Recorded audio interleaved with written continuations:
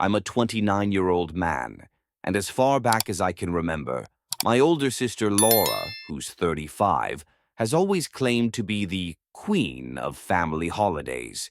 Thanksgiving, Christmas, Easter, you name it. She hosted every event and made it seem like a huge favor to everyone, saying she loved bringing the family together. For years, we all just accepted it. At first, I didn't mind. As the youngest, it was actually nice not to worry about planning or cooking. I just showed up, ate, and enjoyed the holiday like everyone else. Hosting seemed effortless to Laura, like it came naturally to her. But over time, I started noticing things that didn't feel quite right. Every event had strict rules, seating charts, dress codes for photos, even an itinerary as if we were attending a corporate event instead of a family gathering. If you showed up late, expect a passive-aggressive comment. If you brought a dish that wasn't pre-approved by her, it somehow got forgotten in the fridge. She micromanaged everything to the point where it didn't feel like a celebration anymore. It felt more like we were extras in her performance. Then there was the issue of money.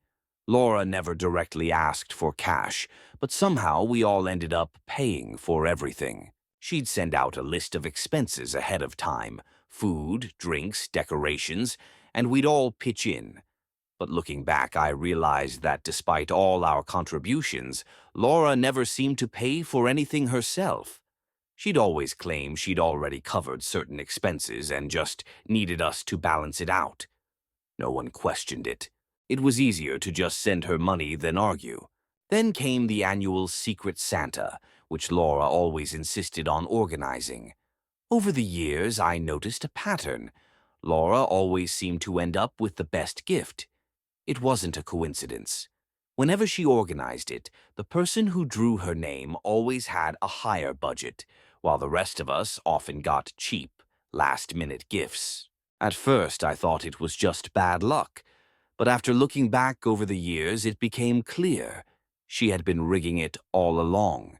Another thing I noticed was that she always invited non-family guests, usually friends or co-workers she was trying to impress. It was never just a casual, they didn't have anywhere to go.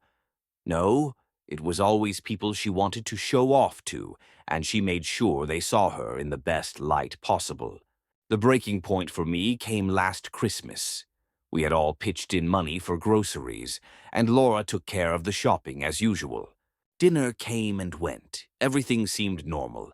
But later that night, while cleaning up, I saw her sneaking leftover food into containers, expensive cuts of meat, unopened bottles of wine, entire trays of sides, and quietly loading them into her car. At first, I thought she was just taking her share, but something felt off. I kept an eye on her. The next morning, while throwing away some trash, I found a crumpled receipt near the kitchen counter. It showed purchases that hadn't made it to the table. The wine was bought with family money but never served. The meat was paid for by us, but a smaller, cheaper portion had been cooked. It was clear that Laura had been pocketing the difference. Everything started to fall into place. I remembered a cousin joking at Thanksgiving about how Laura always seemed to walk away with more than she brought. I recalled how defensive she'd gotten when I once suggested we start tracking costs more evenly. And now, standing there with that receipt in my hand, I realized this wasn't just a one-time thing. She'd been doing this for years. I decided to test a theory.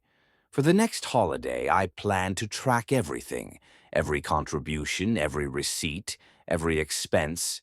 I wasn't going to accuse her without proof, but I needed to know how deep this went. So, for Christmas, I made a secret plan.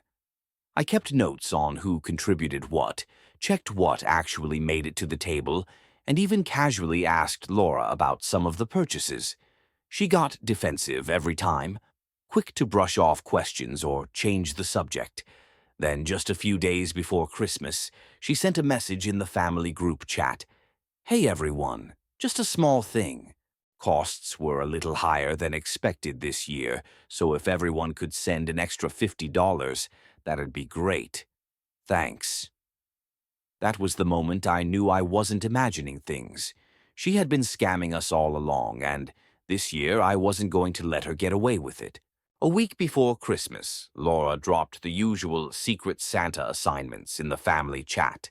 Every year, she insisted on organizing it, claiming she wanted to make sure everything was fair. But this time, something stood out. The budget was different.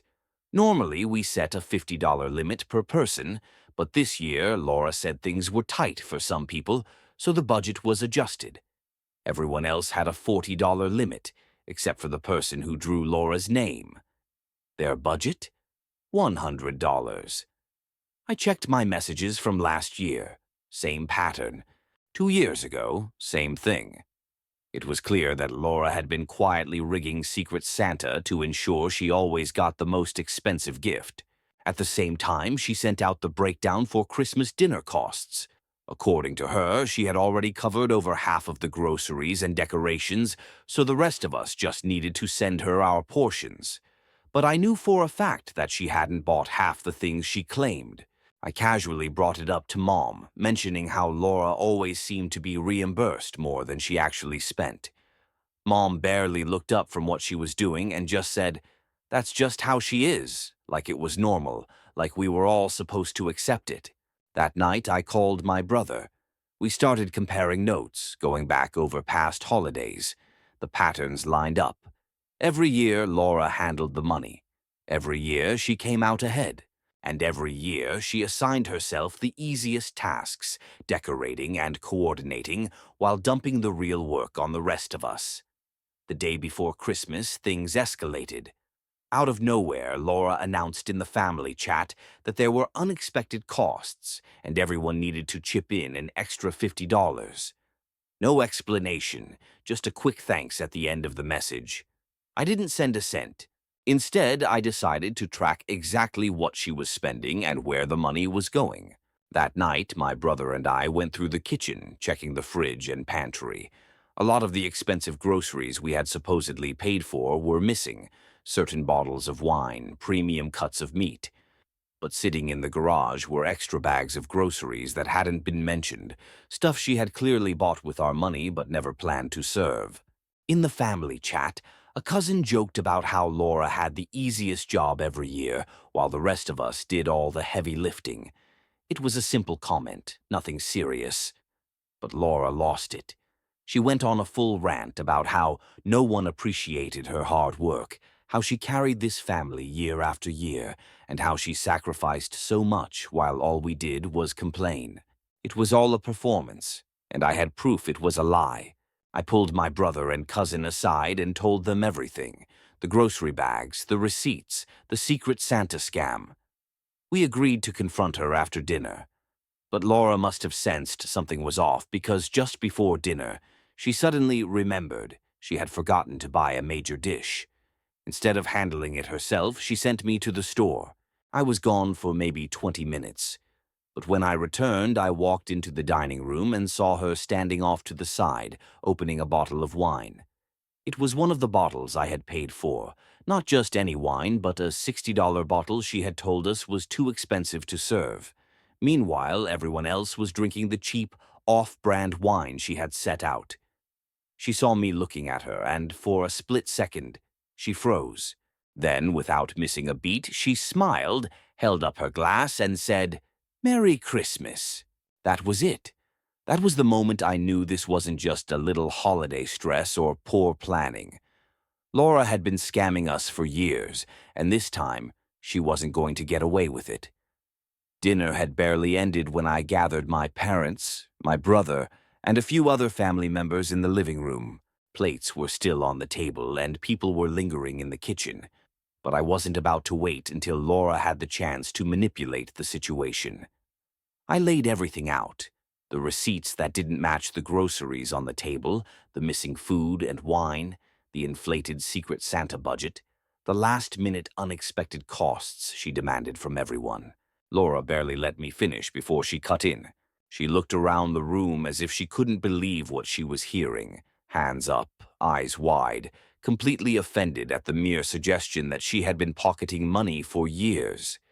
She pointed at the beautifully decorated table, at the lights she'd strung up outside, at the matching place settings.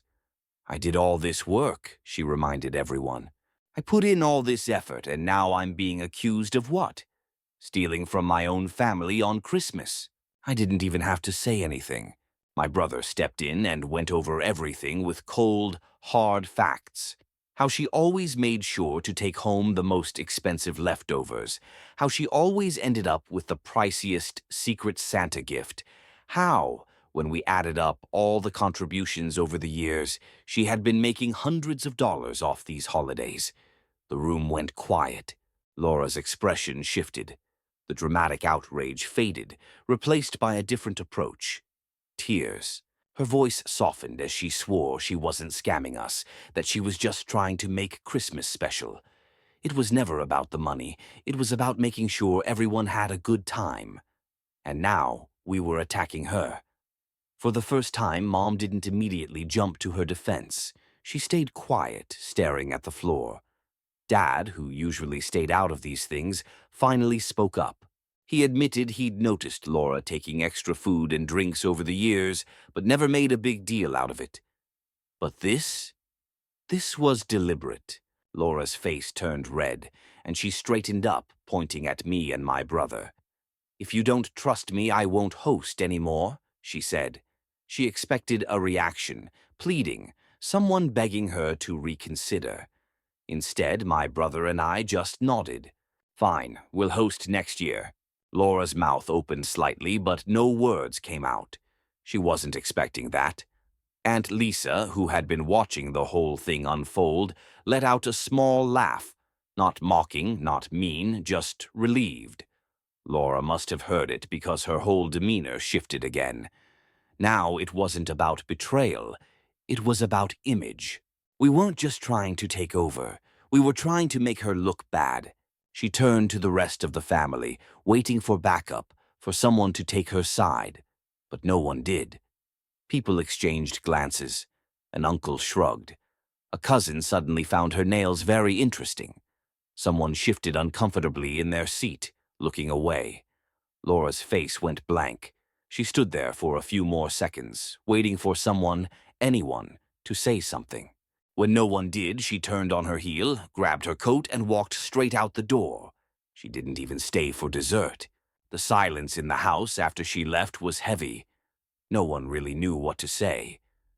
Some people looked at Mom, expecting her to smooth things over like she always did. But she didn't. She just quietly got up and started clearing plates. For the first time in years, no one was chasing after Laura, trying to calm her down. That should have been the end of it, but over the next few days, the family group chat exploded. Laura didn't come back to apologize. She didn't try to explain herself. Instead, she flooded the chat with passive-aggressive messages about how she was done giving and never being appreciated, how she sacrificed her time, energy, and money for us, and we just turned on her. Then came the guilt trips. She wasn't even certain she still wanted to attend family events. She hoped we would all enjoy our modest Christmas the following year without her. Nobody replied. Mom remained silent in the group chat, though she seemed more withdrawn than usual at dinner that evening. A week later, when I visited her home, she sighed and revealed something that had been weighing on her. "I always knew," she confessed, shaking her head. But every time I tried to speak up, she'd turn it into an argument. It was just easier to let it go. The weariness in her voice showed that this had been a struggle for years, not a recent realization. I asked why she never spoke up, and she simply sighed, saying it was easier that way. But now even she had had enough of Laura. With Laura no longer in the picture, my brother and I began planning next year's holiday, and without her hosting, we noticed something right away. It was going to be much cheaper, and for the first time in years, completely drama-free. After Laura's dramatic exit from Christmas, she completely vanished. No texts, no calls, no passive-aggressive comments in the family group chat. It was as if she had disappeared. No one bothered to check in on her, and by February, my brother and I were already planning Thanksgiving. Typically, it would have been assumed that Laura was hosting, but this time we didn't wait for her to say anything.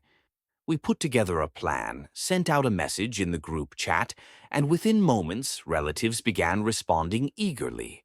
No one even mentioned Laura. Then, a few weeks later, a vague post appeared on her Facebook about how some people stab you in the back and act like they're doing you a favor. A few people liked it, but no one engaged. A few days after that, Mom received a call from Laura. This was the first time she'd contacted us since Christmas.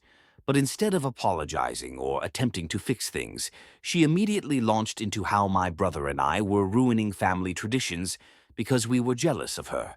Mom didn't react the way Laura had expected. Instead of comforting her, Mom calmly pointed out how Laura had been taking advantage of us for years, which silenced her. But Laura wasn't finished.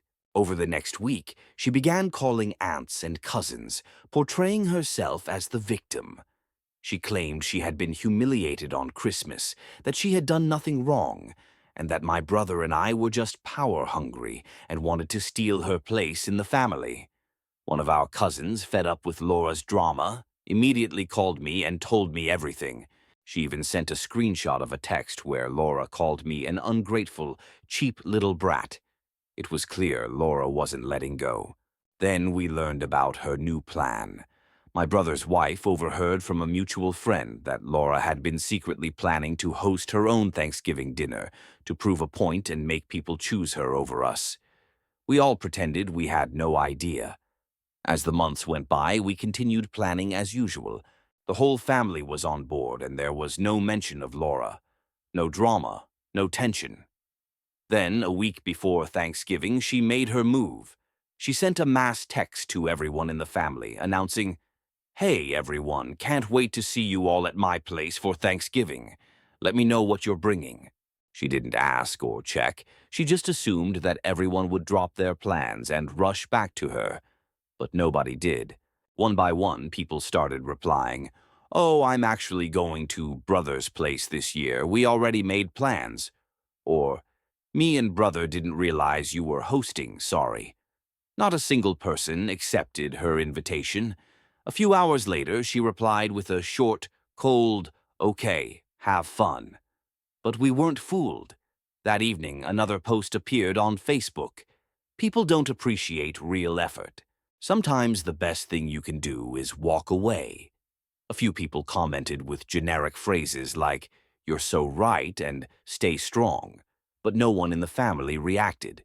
Thanksgiving came, and for the first time in years, we had no stress. No last-minute money grabs, no chaotic group chats, no controlling schedules or passive-aggressive remarks, just good food and laughter. Laura didn't even text anyone that night. She had always made it seem like the holidays couldn't function without her, that she was the glue holding everything together. But the reality, no one missed her.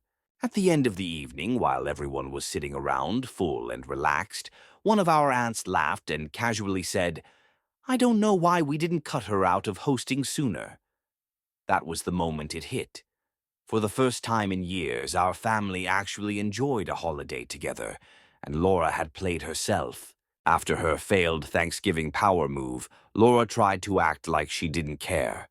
A few days later, she posted on Facebook about having a relaxing Thanksgiving and how sometimes a quiet dinner alone is better than forced company.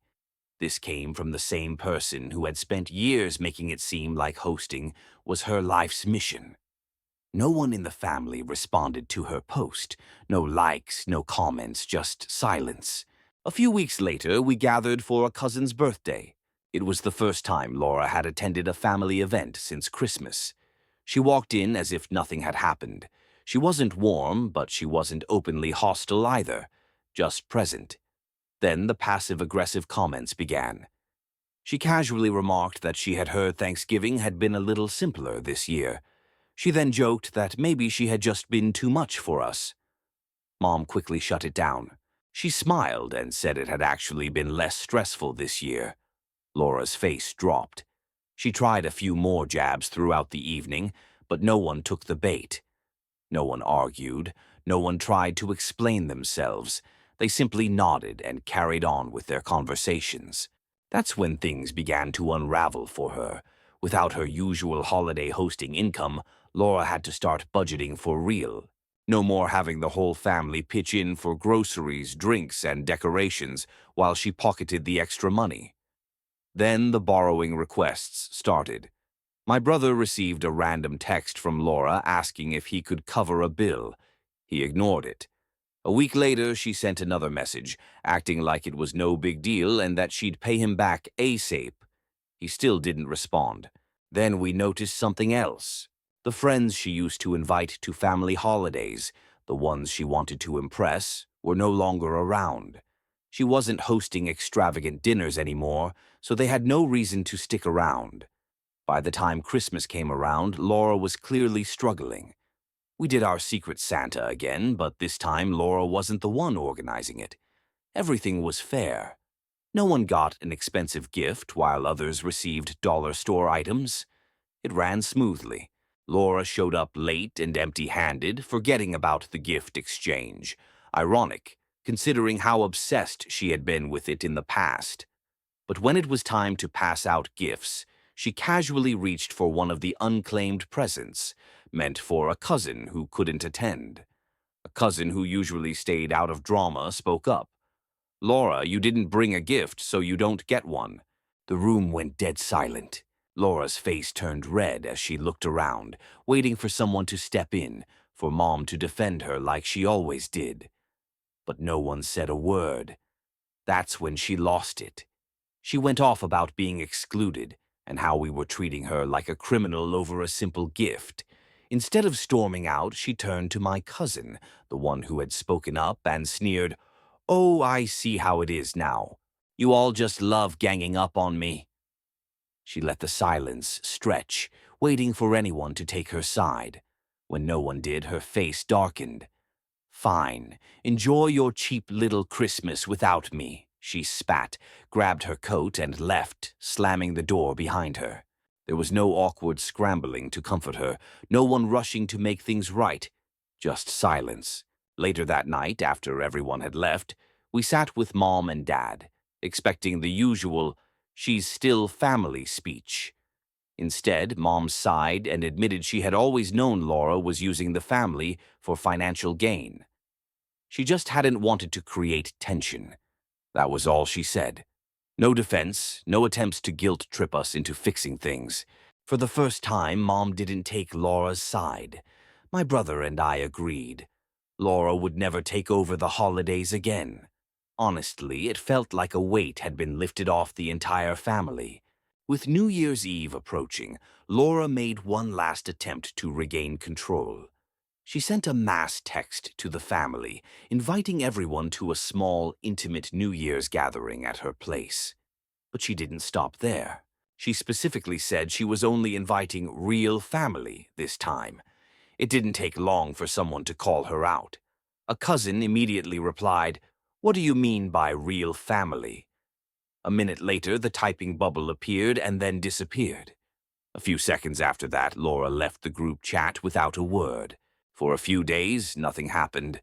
Then, on the morning of December 30th, she sent a long, emotional message, this time only to Mom. She claimed she had never meant to hurt anyone, that everything had been a misunderstanding, and that she missed us and wanted things to go back to normal. Mom didn't respond. No one did. Then she called Dad late that night, crying about how she had lost her family and didn't know how to fix it. She begged for one more chance, saying she just wanted us to start over. Dad finally had enough. His response was simple. "You lost the family because you took advantage of us." And then he hung up. That was the last time any of us spoke to Laura directly. But it didn't end there. A few days into the new year, one of my brother's friends, who had also been part of Laura's circle, shared something interesting. Laura wasn't just cut off from us. She was completely alone. The fancy friends she had used to impress were gone. The people she once invited to our family holidays had moved on without her. Her extravagant hosting and all-expenses-paid dinners, she had nothing to offer them anymore. Then she tried one last guilt trip. She called Mom, sobbing, saying she was done with the family and moving on with her life. Mom didn't beg, didn't try to convince her to stay. She simply said, "Okay, take care of yourself." And that was it. Laura must have realized that no one was chasing after her because, within days, she purged her social media. First, she posted a series of cryptic rants about fake family and how she had given everything to people who never appreciated her. Then, one by one, she deleted everyone.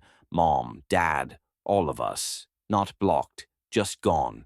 No explanation, no message, nothing. And honestly, for the first time in years, our family finally had peace. No more awkward group chats, no more manipulative holiday schemes, no more walking on eggshells to avoid setting Laura off. And the best part? Without her financial manipulation, we actually enjoyed spending time together. There was no pressure, no drama, no one trying to use the family for their own gain.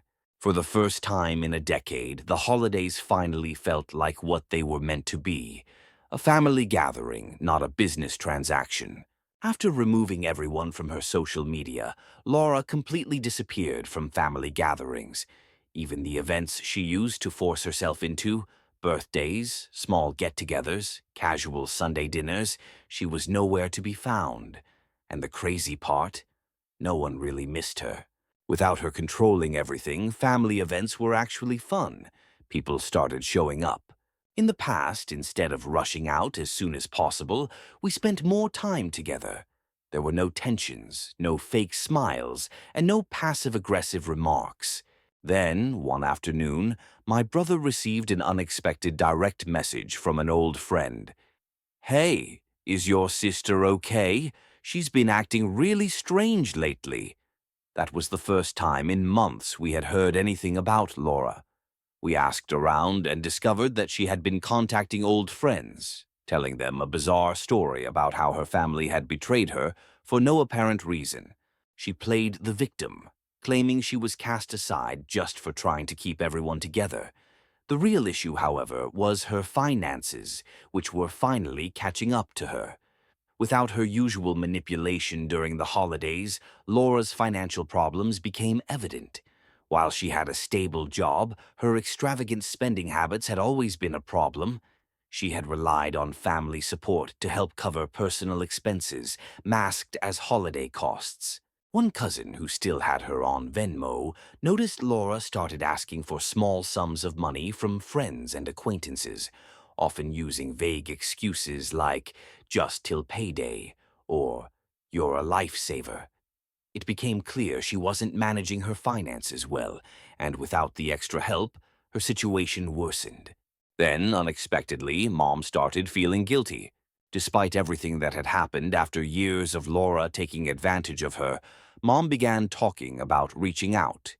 Dad immediately shut her down, saying she was always looking for someone to bail her out and should figure things out on her own. The next shock came when we learned through a distant relative that Laura was struggling financially. She had fallen behind on rent, and though she hadn't been evicted yet, she was facing hefty late fees. Without her usual holiday fund to boost her income, she was forced to budget for the first time in years. But instead of cutting expenses, Laura seemed to be grasping at anything, contacting old friends and even setting up a GoFundMe page, portraying herself as a victim of family betrayal. She even tried staying with friends, but without her usual hostess charm, they weren't as eager to help. Then came the most embarrassing move. One day, a cousin sent us a link to a GoFundMe. It was Laura's campaign, titled, "Help Me Rebuild After Family Betrayal." The description was a long, dramatic tale about how she had been abandoned by those she trusted most and was starting over from scratch. It was sad, and the worst part was that nobody donated. The campaign stayed at zero for days before she quietly deleted it. Months went by without a word from her. Then, one day, my brother received a text from an unknown number. "Hey, hope you're doing well. Let's talk soon." It was Laura. He ignored it. That night, she made one last attempt for attention, posting something dramatic on Facebook. Sometimes family is just a bunch of strangers you happen to grow up with. A year ago, people would have rushed to comment, offering support and asking if she was okay. But this time, nothing. No likes, no comments. Laura had burned every bridge and was now completely alone. Time passed and we heard nothing from her. It seemed like she had finally accepted that she was cut off. Then, out of the blue, she showed up at my parents' house, unannounced. It was a regular Sunday. Dad was watching TV, Mom was in the kitchen, and my brother and I were planning a family barbecue. The doorbell rang. Dad opened it, and there she was. No warning, no contact, just Laura standing on the doorstep. Mom let her in, despite everything. Even after months of peace, she still had a soft spot for Laura. Big mistake. Laura walked in as if nothing had happened. She wasn't angry or defensive, but put on her best remorseful act, saying she just wanted to make things right. She spoke about missing everyone, how the family wasn't the same without her, and how she realized she might have gone too far. At first, it almost seemed convincing, but less than 10 minutes into the conversation, her true motive slipped out. She casually mentioned she needed a place to stay. Silence fell. Dad immediately shut it down, not allowing her to finish or build up to her "woe is me" speech. You made your choices, Laura. We're not your safety net. Just like that, the act was over. The tears began, and Laura began ranting about how she was struggling and how no one understood what she was going through. She claimed that family should help each other. Mom hesitated, her eyes full of uncertainty. For years, she had always stepped in to smooth things over, but now she looked exhausted. I don't know what you want me to say, Laura, she finally muttered, glancing at Dad. Her voice lacked its usual firmness, as if she were still battling old habits. But when Dad stood his ground, something in Laura shifted. Slowly, she nodded and said, more to herself than anyone else, We can't keep doing this. Laura tried grasping at anything for sympathy. She lied about not being evicted, claimed she had plenty of savings, and insisted she just wanted to reconnect. But Dad stood firm, saying, We tried to reconnect. You just wanted to use us. That's when Laura exploded. She screamed about how selfish and ungrateful we were for all the years she sacrificed for us, claiming she had given everything and was tossed aside like trash. Then came the most absurd claim yet. She said we owed her money for all the holidays she had hosted, and that we should reimburse her for all the costs she had covered over the years. That was the breaking point. Mom, who had always been too forgiving and patient, finally snapped, You stole from us, Laura. You're not a victim. Laura froze for a moment, clearly shocked by what she had just heard. Then, like clockwork, she grabbed her purse, slammed the door, and stormed out. But this time no one cared. No one chased after her or tried to fix things. We sat there in silence for a moment before exchanging looks. Without a word, we all silently agreed. No more second chances, no more dramatic re-entries. Laura was officially out of our lives. As soon as she left, the block party began. My brother and I blocked her number immediately. Mom and Dad followed. For the first time in years, we had zero contact with Laura, and honestly, it was the most peaceful feeling ever. A full year passed with no texts, no surprise visits, and no guilt trips. Laura was completely gone, and life had never been better. Family gatherings were now drama-free. There were no ridiculous group chats about who owed what, no fighting over money, no passive-aggressive remarks, no forced seating charts, and no controlling schedules. Just food, laughter, and actual quality time. One evening, while cleaning up after dinner, Mom admitted that she wished she had set boundaries years ago. Laura never even tried to reach out, not once. We assumed she was still out there, but she had effectively removed herself from our lives. Then, one day, a distant cousin, one of the few who still had Laura on social media, gave us an update. Laura had moved into a much smaller apartment and was living alone. That wasn't the surprising part. The surprising part was that she had completely rebranded herself. Her new online persona focused on cutting off toxic family members and embracing self-care. She even started a blog centered on independent living, writing about how she had escaped a controlling family and was now living on her own terms. Nobody cared. The blog received zero engagement, no likes, no comments, just long rambling posts about how she was better off alone. Meanwhile, our family was thriving without Laura, no longer drained by her demands. We could host family gatherings without the stress of last-minute costs. Everyone contributed fairly, and the gift exchange was actually balanced. No more buying Laura luxury gifts only to receive dollar store trinkets in return.